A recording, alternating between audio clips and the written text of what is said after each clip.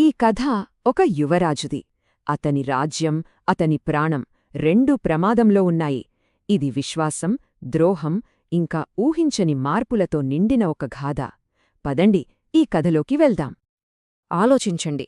ఒకవైపు అంతా సవ్యంగా ఉన్నట్టు కనిపించే ఒక రాజ్యం, మరోవైపు నీడలా పొంచి ఉన్న ఒక దుర్మార్గపు మంత్రి.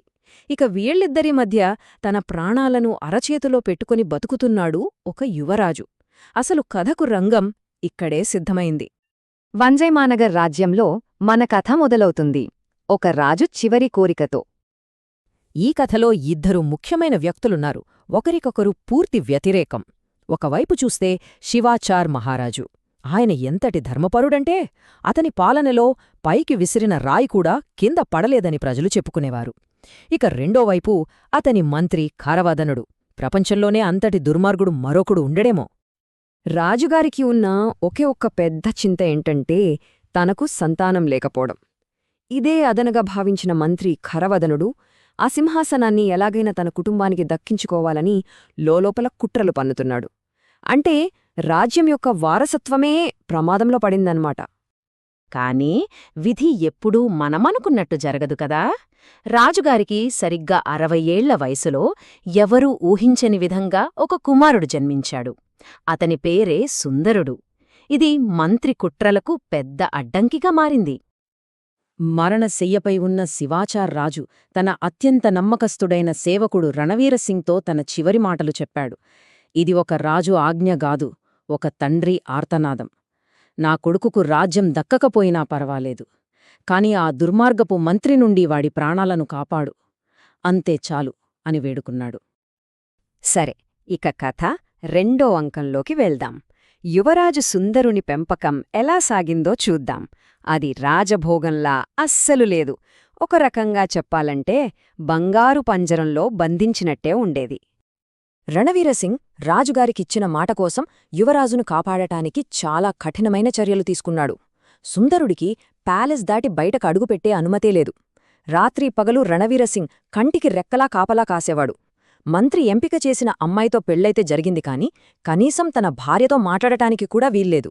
ఎందుకంటే ఆ మంత్రి సుందరుడి తలకు ఏకంగా 1 కోటి మొహరీల వెలకట్టాడు. అయితే 18 ఏళ్ల వయస్సులో కథలో ఒక పెద్ద మలుపు వచ్చింది. నువ్వేం చేస్తున్నావ్, ఇలా ప్యాలెస్కి పరిమితమైతేలా అని స్నేహితులు హేళన చేయడంతో యువరాజు సుందరుడిలో పౌరుషం పొంగుకొచ్చింది. తన విధిని తానే మార్చుకోవాలని మొదటిసారి తన సంరక్షకుడి మాటను ధిక్కరించి రాజ్యాన్ని చూడాలని బయల్దేరాడు. ఇక కథలో అత్యంత ఉత్కంఠభరితమైన ఘట్టమీదే. యువరాజు రాజభవనం నుండి తప్పించుకున్న ఆ ఒక్క రాత్రి అతని జీవితాన్ని తలకిందులు చేసింది. ఆ రాత్రి అతనెదుర్కొన్న పరీక్షలేంటో ఇప్పుడు చూద్దాం. ఆ ఒక్క రాత్రి యువరాజు జీవితం 5 ప్రమాదకరమైన మలుపులు తీసుకుంది. మొదట దారపు నిచ్చెనతో ప్యాలెస్ నుండి తప్పించుకున్నాడు. ఆ తరువాత ఒక గుడిలో దాక్కుంటే తనను చంపడానికి మంత్రి వేస్తున్న పథకం చెవిన పడింది. ఇక మూడోది, ఇది అసలు ఊహించనిది, తన భార్యే ఆ కుట్రలో భాగమని కళ్ళాళ్లా చూశాడు. అంతటితో ఆగలేదు. ఒక మాయల దొంగ చేతికి చిక్కి బందీ అయ్యాడు. చిట్టచివరకు ప్రాణాంతకమైన పామును ఎదుర్కొన్నాడు. ఒకదాని తరువాత ఒకటి ప్రమాదం తీవ్రమవుతూనే ఉంది. ఒక్కసారి ఆ క్షణాన్ని ఊహించుకోండి. గుడిలోని విగ్రహం వెనుక ప్రాణాలు అరచేతిలో పెట్టుకుని దాక్కున్నాడు సుందరుడు. అప్పుడే తన శత్రువైన మంత్రి నోటి నుండే తన చావు గురించిన మాటలు విన్నాడు. తన ప్రాణాలకు నిజంగా ముప్పుందని నిర్ధారణ అయిన ఆ క్షణం అతనికి ఎంత భయంకరంగా ఉండి ఉంటుందో. కాని అన్నింటికన్నా పెద్ద షాకిది. ఆ మంత్రి ప్రేయసి మరెవరో కాదు, తను పెళ్లి చేసుకున్న తన సొంత భార్యే అని సుందరుడు తెలుసుకున్నాడు. ఆమె కేవలం ప్రేయసి మాత్రమే కాదు, తన భర్తను చంపే కుట్రలో చురుగ్గా పాల్గొంటోందని కూడా చూశాడు. ఇంతకంటే పెద్ద ద్రోహం మరొకటి ఉంటుందా? ఈ కథలో అతీంద్రియ శక్తులు కూడా ఒక కీలక పాత్ర పోషించాయి. ఆ దొంగ 2 మాయలు ఉపయోగించాడు.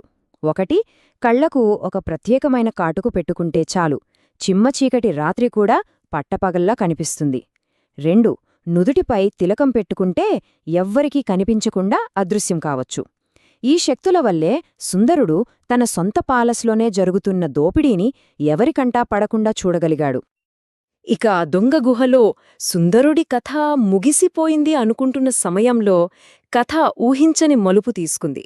ఆ దొంగ కుమార్తె తన తల్లిదండ్రుల్ని ధిక్కరించి యువరాజు ప్రాణాలను కాపాడింది. ఆమె దయవల్లే సుందరుడు ఆ గండం నుండి బయటపడగలిగాడు. ఆ రాత్రి ఎదురైన చివరి అత్యంత ప్రాణాంతకమైన ప్రమాదం ఇది. శుభాశాస్త్రి అనే ఒక వృద్ధ జ్యోతిష్యుడు ఇంకో 2 గంటలలో కాలసర్పం రూపంలో మృత్యువు యువరాజును కాటువేస్తుందని చెప్పాడు. ఇది తప్పించుకోలేని విధిలాగే అనిపించింది. కథ ఇప్పుడు క్లైమాక్స్కు చేరుకుంది. యువరాజు ఇక బాధితుడు కాదు. ఆ ఒక్క రాత్రి అనుభవంతో పూర్తిగా మారిపోయి ఒక సైన్యాధ్యక్షుడిలా రాజభవనానికి తిరిగి వచ్చాడు. సుందరుడిలో ఒక అద్భుతమైన మార్పొచ్చింది. అతనిప్పుడు కత్తిని కాదు, తన దగ్గరున్న సమాచారాన్నే ఆయుధంగా వాడుతున్నాడు. ఆ ఒక్క రాత్రి అనుభవం అతన్ని ఒక భయస్థుడి నుండి ఒక వ్యూహకర్తగా మార్చేసింది. ప్యాలెస్కు తిరిగి వచ్చిన వెంటనే రణవీరసింగ్కు వేగంగా చాలా ఖచ్చితమైన ఆజ్ఞలిచ్చాడు. ప్రతి ఆజ్ఞ వెనుక ఒక స్పష్టమైన ప్రణాళిక ఉంది. ఆ మాటలతోనే రాజ్యం మీద పన్నిన కుట్ర పునాదులు కదిలిపోయాయి. ఇక కథ ముగింపు దశకు వచ్చేసింది. యువరాజు తీసుకున్న చర్యల ఫలితంగా రాజ్యం తిరిగి ఎలా అతని చేతికి వచ్చిందో చూద్దాం. ఇక న్యాయం జరిగింది. ద్రోహులకు తగిన శిక్ష, విశ్వాసపాత్రులకు సరైన బహుమానం లభించాయి. మంత్రి, యువరాజు భార్య, ఆ దొంగ దంపతులు వీరందరికీ మరణశిక్ష పడింది. నమ్మకంగా ఉన్న ప్రధానికి మంత్రి పదవి దక్కింది. ప్రాణాలు కాపాడిన బ్రాహ్మణుడికి అంతులేని సంపదనిచ్చారు. ఇక చివరగా తనను రక్షించిన ఆ దొంగ కుమార్తెను యువరాజు పెళ్లి చేసుకున్నాడు.